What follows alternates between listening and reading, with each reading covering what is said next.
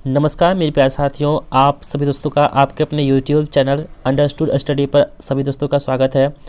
दोस्तों आज की इस वीडियो में आपको बताने वाले हैं एस.के. झा सर के द्वारा जो पुस्तक लिखी गई है रेलवे ग्रुप डी के लिए गैस पेपर, जो आने वाले रेलवे ग्रुप डी जो है इसके लिए रामबाण साबित होगी। तो दोस्तों आप इस वीडियो को अंत तक ज़रूर देखते रहिएगा, आपको इससे निश्चित ही फायदा होगा। तो दोस्तों शुरू करते हैं आज का पहला प्रश्न। देखते हैं दोस्तों आज का पहला प्रश्न हमारा है फिजिक्स सेक्शन में, एक माइक्रोमीटर किसके बराबर होता है। तो फ्रेंड्स इसके पास आपके पास ऑप्शन है 10⁻⁶ मीटर, दूसरा ऑप्शन है 10⁻⁶ मीटर, तीसरा ऑप्शन 10⁻³ मीटर और चौथा ऑप्शन है 10⁻³ मीटर। तो दोस्तों इसका सही जवाब हो जाएगा 10⁻⁶ मीटर होता है एक माइक्रोमीटर के बराबर। दोस्तों आपको बता दें, देखिए दोस्तों यहाँ पे एक कंफ्यूज करने के लिए आपको दिया जाता है कि 10⁻⁶ मीटर और 10⁻⁶ मीटर। तो दोस्तों यहाँ पे आप कंफ्यूज नहीं होइएगा, इसका आंसर जो होगा 10⁻⁶ मीटर ही होगा माइनस में। और दोस्तों कहीं कहीं पे एग्जाम्पल के तौर पर आपको बता देते हैं जहाँ पे आपको कंफ्यूज हो सकते हैं आपको कहीं ऑप्शन में ये भी रहेगा 1/10⁻⁶ मीटर, ठीक है दोस्तों, और कहीं कहीं रहेगा 1/10⁻⁻�6 मीटर, ठीक है। तो आप यहाँ पे कंफ्यूज नहीं होइएगा, क्योंकि दोस्तों यहाँ पे इसको ऊपर यदि करते हैं तो 10⁻⁻�6 मीटर हो जाता है यही बात, और यदि इसको हम ऊपर करते हैं तो 10⁻⁶ मीटर हो जाता है, ठीक है। तो आप इसे ध्यान रखिएगा, यहाँ पे जो है जो प्लस में होगा बट्टे में वो आपका बिल्कुल सही जवाब होगा, ये बिल्कुल गलत हो जाएगा, ठीक है। तो आप इस बात को ध्यान रखिएगा, जो आपसे पूछा जाएगा तो आप उसे बता सकते हैं, ठीक है दोस्तों। दोस्तों अब हम जान लेते हैं कुछ इम्पोर्टेंट जो है दोस्तों तथ्य इसके बारे में जो आपको पूछा जा सकता है। देखिए दोस्तों यहाँ पे है डेसीमीटर, एक डेसीमीटर जो होता है वो किसके बराबर होता है। तो दोस्तों इसका जो है 10⁻⁻⁴ के बराबर होता है एक डेसीमीटर, ठीक है। अगला है सेंटीमीटर, तो एक सेंटीमीटर जो होता है इसका संकेत क्या होता है सी, और ये 10⁻⁻² के बराबर होता है, ठीक है। और दोस्तों बात करते हैं मिलीमीटर का, तो मिलीमीटर होता है कितना 10⁻³ होता है, ठीक है। अगला है माइक्रोमीटर, दोस्तों माइक्रोमीटर जो है इसको म्यू से सूचित करते हैं और इसका जो है 10⁻⁶ मीटर होता है, ठीक है। अगला प्रश्न है कि नैनोमीटर कितना होता है दोस्तों। तो नैनोमीटर जो होता है इसका जो इसके संकेत है सिंबल, इसे एन से सूचित करते हैं और इसका जो पावर होता है 10⁻⁹ होता है नैनोमीटर का, ठीक है दोस्तों। अगला है दोस्तों पिको, दोस्तों पिको जो है ये इसका जो 10 की घात होती है 10⁻12 होती है पिको की। अगला है फेमटो, दोस्तों फेमटो जो होता है इसका एफ होता है 10⁻15 होता है। अगला है एटो, एटो दोस्तों यहाँ तक पूछा नहीं जाता है, फेमटो तक ही पूछा जाता है, लेकिन आप इसे जहाँ अपनी जानकारी के लिए इसे याद रख सकते हैं। एटो जो है इसका होता है 10⁻18। अगला है जेप्टो, दोस्तों जेप्टो जो है इसका होता है 10⁻21 और येक्टो जो होता है दोस्तों इसका सिंबल होता है वाई और इसका जो है 10 की घात 10⁻24 होता है येक्टो का। तो दोस्तों इसका ये पहला प्रश्न था, आपको पहले प्रश्न से इतनी जानकारी मिली है। अब हम बढ़ लेते हैं दूसरे प्रश्न की ओर। दूसरा प्रश्न हमारा है कि निम्नलिखित में से किन भौतिक राशियों की इकाई एक समान है। यानी दोस्तों जो भौतिक राशियाँ होती है इसकी इकाई समान होती है, तो हमसे यही पूछा जा रहा है कि इनमें से कौन सी जो भौतिक राशि उसकी समान है। पहला है कार्य एवं ऊर्जा, दूसरा है बल और दाब, तीसरा ऑप्शन है बल और संवेग और चौथा ऑप्शन है बल और कार्य। तो दोस्तों इसमें जो है कार्य और ऊर्जा जो है इसका सही जवाब होगा कि इन दोनों का जो भौतिक राशियाँ है इसका जो है इकाई है ये बिल्कुल समान होती है, ठीक है दोस्तों। अब हम कुछ इंपॉर्टेंट जो है इसके बारे में हम जान लेते हैं दोस्तों। कुछ महत्वपूर्ण जो सूत्र हैं उसके मात्रक है जो एग्जाम के पॉइंट ऑफ व्यू से महत्वपूर्ण है, पूछे जा सकते हैं आपको, तो इसके बारे में हम लोग जान लेते हैं दोस्तों। तो पहला हमारा कौन सा है कार्य। दोस्तों कार्य की बात करें तो कार्य का जो सूत्र होता है क्या होता है बल गुना विस्थापन होता है, ठीक है। और इसका मात्रक क्या होता है दोस्तों जूल होता है, ठीक है। आप इसे ध्यान रखिएगा, कार्य का मात्रक क्या होता है जूल होता है। अगला है दोस्तों ऊर्जा, ऊर्जा का इसका मात्रक क्या होता है तो इसका भी होता है जूल होता है।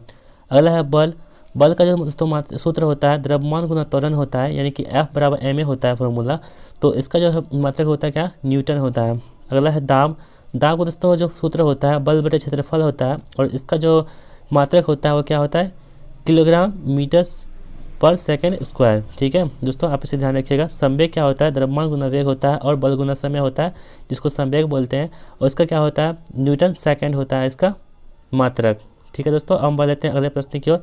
दोस्तों ऊर्जा कार्य एवं बल आघूर्ण जो है इसका मात्रक और विमा समान होती है, आप इसे भी ध्यान रखिएगा, ये भी इंपॉर्टेंट प्रश्न है कि ऊर्जा कार्य एवं बल आघूर्ण ये तीनों का दोस्तों जो है इसका विमा और मात्रक समान होती है, ये आपसे पूछा जा सकता है दोस्तों, ठीक है दोस्तों। अब हम बात कर लेते हैं कुछ इंपॉर्टेंट जो है फैक्ट के बारे में।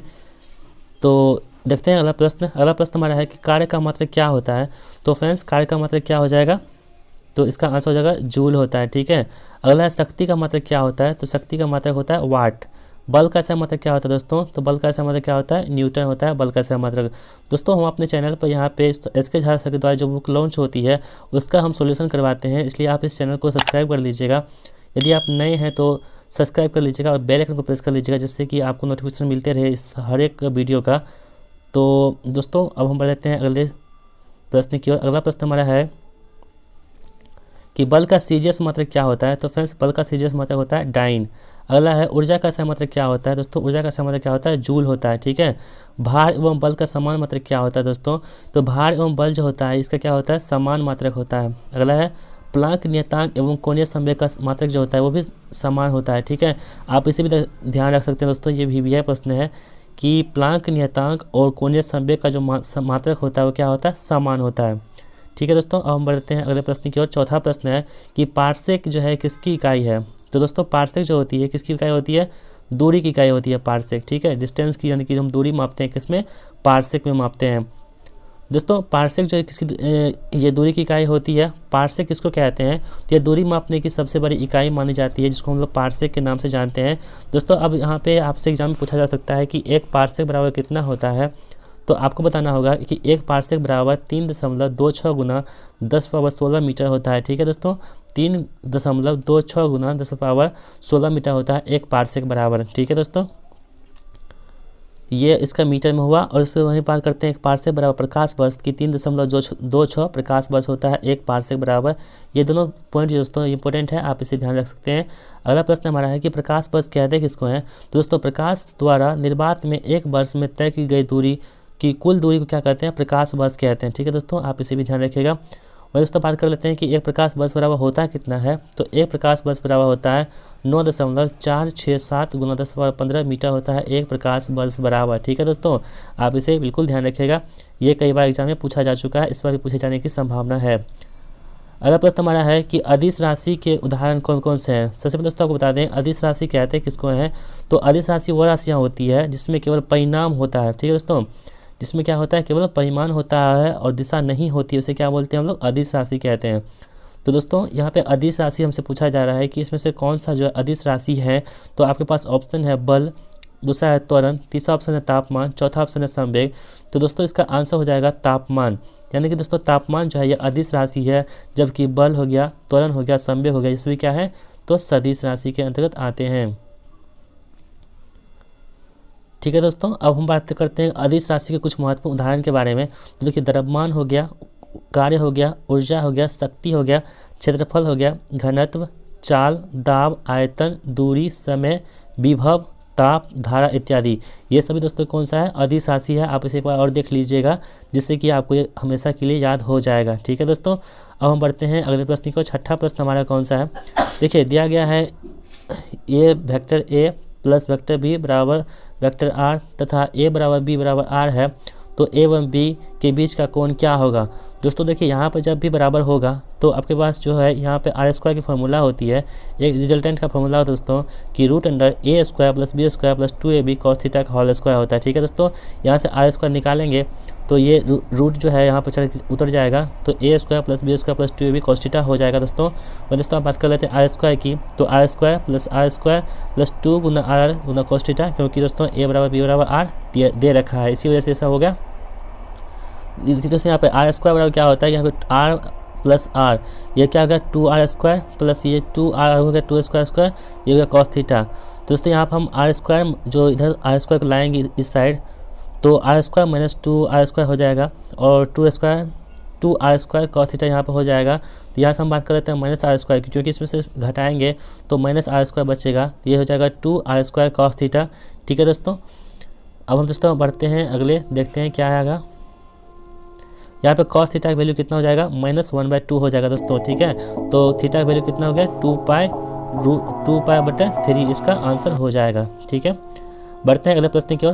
अगला प्रश्न हमारा है 7वां प्रश्न है, यदि वेग समय ग्राफ समय अक्ष के समांतर हो तो क्या होगा? तो दोस्तों देखिए वस्तु नियत वेग से चल रही होगी। यदि वेग समय ग्राफ जो है ये समय अक्ष के समांतर होगा तो क्या होगा? वस्तु नियत वेग से चल रही है, ये बात बिल्कुल सही हो जाएगा। दोस्तों सॉल्यूशन देखते हैं। यदि वेग समय ग्राफ जो है समय अक्ष के समांतर हो तो वस्तु नियत वेग से चल रही होती है। दोस्तों यदि कोई वस्तु नियत वेग यानी कि शून्य त्वरण से गतिमान है तब वेग समय ग्राफ जो होता है दोस्तों समय अक्ष के समांतर सरल रेखा में होगी। ये भी बात भी याद रखिएगा। दोस्तों यहाँ पर देखिए बताया गया है कि यह ग्राफ प्रदर्शित करता है कि किसी वस्तु के समय में परिवर्तन करने पर वेग में कोई परिवर्तन नहीं होता है। दोस्तों ये हो गया जिसमें जो वेग में परिवर्तन हो रहा है, ये वस्तु के समय में जो परिवर्तन हो रहा है तो इसमें क्या हो रहा है कि वेग में कोई परिवर्तन नहीं हो रहा है। ठीक है, आप इसे ध्यान रखिएगा। अगला प्रश्न हमारा है कि गति का दूसरा समीकरण डैश और समय के बीच संबंध देता है। दोस्तों गति का जो दूसरा समीकरण है दोस्तों कौन सा हो गया, v बराबर u प्लस ए टी होता है गति का दूसरा समीकरण। ये किसके संबंध बताता है, तो ये स्थिति और समय के बीच में संबंध को बताता है। ठीक है दोस्तों, यहाँ पर देखिए दिया गया है गति का दूसरा समीकरण स्थिति और समय के बीच में संबंध बताता है, जैसे कि v बराबर u प्लस ए टी होता है, यह समय वेग समय को बताता है। ठीक है, दूसरा है s बराबर U T plus half A T square, ये गति का दूसरा समीकरण दोस्तों ये विस्थापन समय को बताता है, आप इसे ध्यान रखिएगा। अगला है तृतीय है v स्क्वायर बराबर यू एस का प्लस 2as, ये होता है विस्थापन, ये वेग को बताता है। ठीक है, ये तीनों दोस्तों इंपॉर्टेंट है।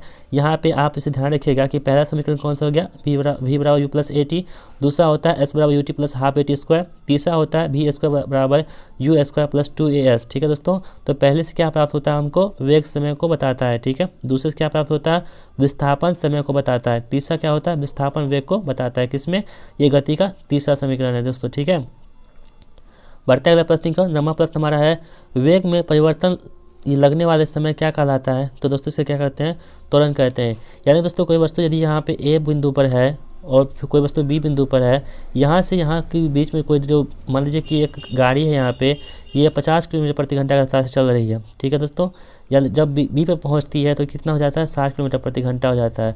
तो इसमें क्या हो गया, इसके वेग में परिवर्तन हो गया, 50 से 60 हो गया। तो जो वेग में परिवर्तन होता है उसे क्या बोलते हैं हम लोग, त्वरण बोलते हैं। ठीक है दोस्तों, इसका फॉर्मूला क्या होता है, तो ए बराबर क्या होता है, v माइनस यू बटा टी, यानी कि समय के सापेक्ष में जब वेग में परिवर्तन होती है तो उसे हम लोग क्या कहते हैं, त्वरण के नाम से जानते हैं। ठीक है दोस्तों, आप इसे ध्यान रखिएगा। ठीक है, तो इसका आंसर क्या हो जाएगा, त्वरण हो जाएगा इसका आंसर।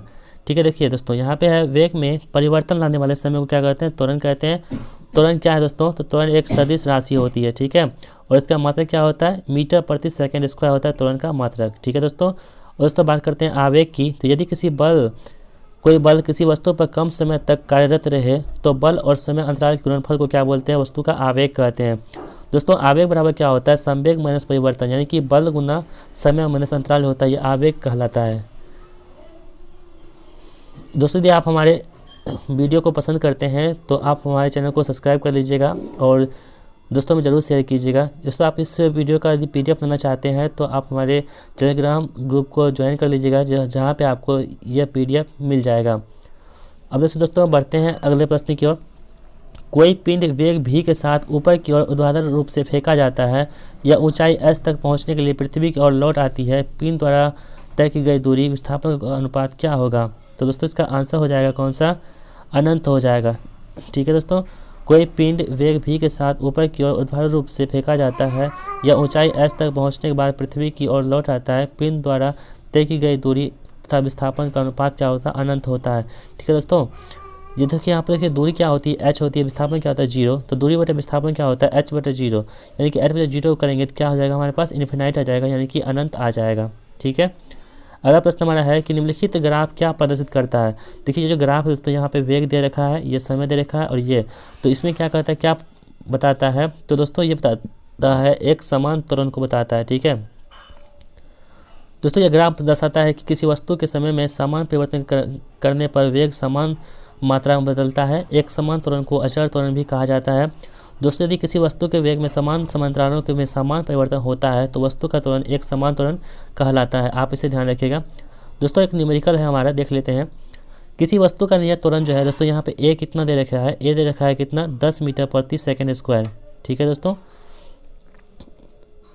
और तथा प्रारंभिक वेग कितना दे रखा है, प्रारंभिक वेग दे रखा है कितना, u बराबर कितना है, 100 मीटर प्रति सेकंड।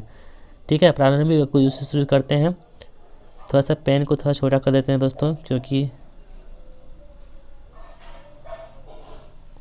उसके बाद दोस्तों क्या दे रखा है, कितने समय के बाद उसका वेग दुगुना हो जाएगा। तो वेग कहता है दुगुना होने के लिए, तो हमारे पास भी क्या है, तो भी दोगुना कितना हो जाएगा दोस्तों, 100 का दुगुना 200 मीटर प्रति सेकंड हो जाएगा। ठीक है, तो हमसे समय पूछा जा रहा है तो समय हमको बताना होगा। ठीक है, तो समय बताने के लिए क्या होता है दोस्तों, एक फॉर्मूला लगाएंगे, भी बराबर क्या होता है, u + at होता है। ठीक है, तो यहाँ पर हम भी कितना रखेंगे, 200, u कितना है, तो 100 है, प्लस a कितना है दोस्तों, a है 10, यहाँ पे इसको मिटा देते हैं, a हमारे पास कितना है, 10 है, और समय हमको निकालना है। दूसरी हम यहाँ पे कट कुट करेंगे तो 200 इधर आ जाएगा, यहाँ पे यानी कि 100 हो जाएगा। 100 बराबर कितना हो जाएगा, 100 t हो जाएगा। t से t काटेंगे तो यानी कि 100 देते हैं 10, यानी कि t की वैल्यू कितनी हो गई, 10 सेकेंड।